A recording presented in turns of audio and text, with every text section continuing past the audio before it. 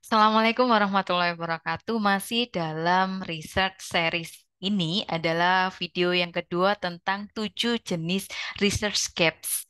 Nah, research gap biasanya dipertanyakan ketika membuat proposal penelitian untuk mahasiswa S2 ataupun S3. Yang kedua, ketika kita akan mempublikasikan paper pada jurnal internasional Scopus. Tapi sebelumnya bagi teman-teman yang belum melihat video pertama terkait tips tembus jurnal internasional Scopus untuk pemula, silakan klik link yang ada di atas. Nah, pertanyaan ini pasti akan cukup sulit untuk dijawab, gitu ya. Kadang-kadang membuat kita cukup galau. Jadi kita harus mulai dari mana? Banyak sekali jalur-jalur yang harus kita urai untuk mendapatkan sebuah research gap. Mungkin kita sudah mendapatkan sebuah pencerahan, yaitu dari database ilmiah seperti jurnal, makalah, kemudian buku, dan yang lainnya. Tetapi kita berpikir kembali, ada berapa banyak jurnal yang ada di dunia ini? Nah, tentu akan galau kembali gitu ya. Jadi, di sisi lain, ketika kita sudah memulai membaca banyak sekali jurnal gitu ya, ada istilah, wah makin banyak membaca, makin pusing Bu gitu ya. Jadi ketika misalnya saya membaca 5 artikel gitu ya, kemudian saya mendapatkan ide, kemudian saya menambah bacaan, ternyata ide yang akan saya lakukan atau yang akan saya eksekusi itu sudah ada. Nah, bagaimana caranya?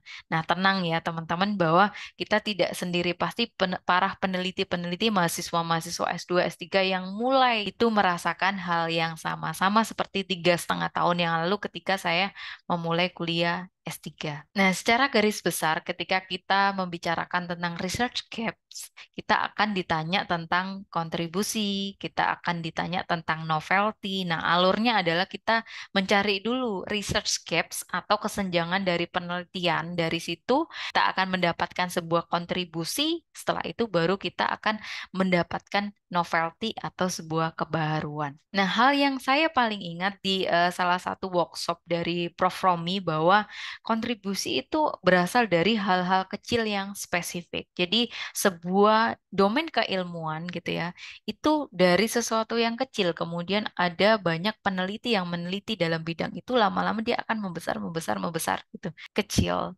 sangat khusus, sangat fokus gitu ya.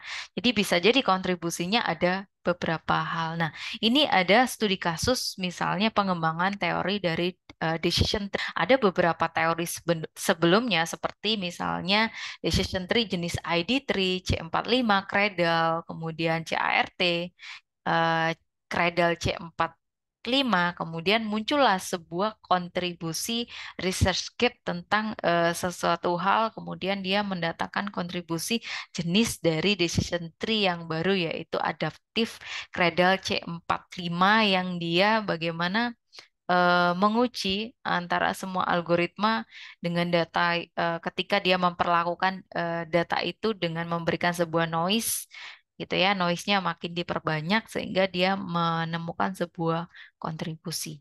Kemudian cakupan dari research gap sendiri atau kesenjangan penelitian itu teman-teman harus ingat 3 hal. Yang pertama adalah tidak semua masalah harus benar-benar baru.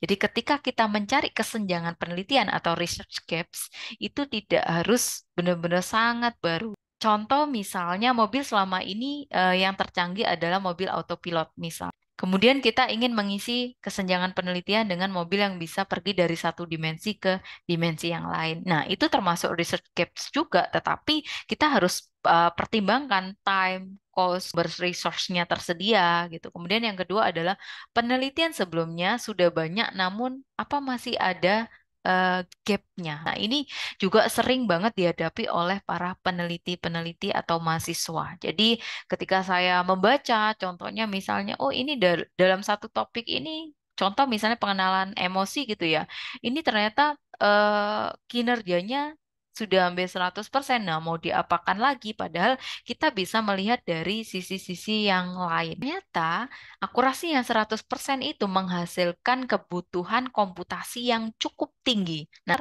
kemudian implementasinya tidak begitu logis karena membutuhkan eh, sumber resource yang cukup besar.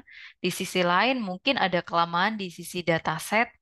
kemudian jenis data training, misalnya jenis klasifikasi, dan banyak sekali hal-hal yang bisa diambil sebagai kesenjangan penelitian. Jadi jangan khawatir, jangan keder dulu ya ketika melihat misalnya kinerjanya sudah cukup bagus. Analisis kembali kira-kira apa yang masih bisa digali dan dikembangkan. Yang ketiga adalah tidak harus semua masalah diselesaikan dalam satu penelitian. Misalnya teman-teman menemukan 10 research gaps, nah teman-teman bisa ambil satu atau dua. Atau misalnya ingin mengambil semuanya, teman-teman bisa potong-potong untuk diterbitkan di jurnal internasional Scopus. Nah, bisa jadi kan tidak hanya satu jurnal, misalnya bisa jadi 2 sampai 3 jurnal. Karena teman-teman harus juga mempertimbangkan time, cost. Lalu apa sih sebenarnya tentang research gaps atau kesenjangan penelitian? Jadi ini adalah bidang pengetahuan yang belum dieksplorasi secara luas atau permasalahan yang belum terjawab, belum terselesaikan atau terselesaikan tapi belum memuaskan.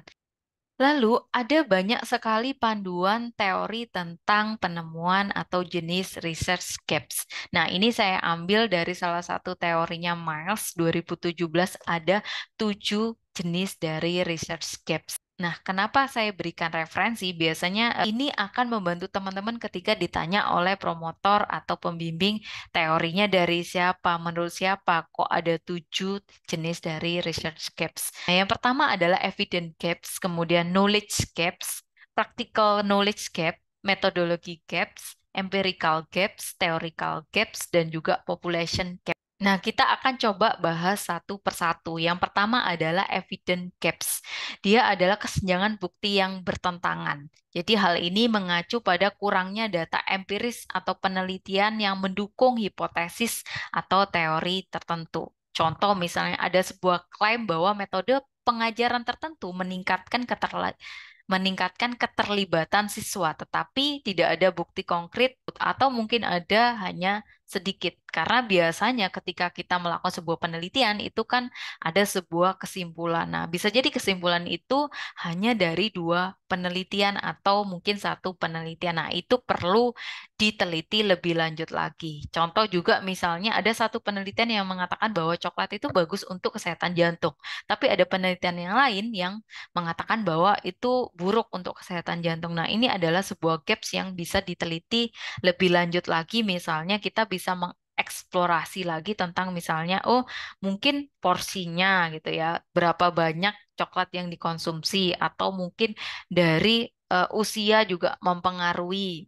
Kemudian selanjutnya adalah knowledge gap atau kesenjangan pengetahuan. Jadi ini pemahaman atau informasi mengenai suatu bidang itu masih kurang. Contoh misalnya penelitian itu sudah ada terkait obat ABC ini cukup ampuh untuk pengobatan kanker misalnya. Tetapi ini juga belum dipelajari bahwa dalam jangka panjang ini dikonsumsi efeknya seperti apa. Nah, itu juga bisa menjadi gaps penelitian selanjutnya.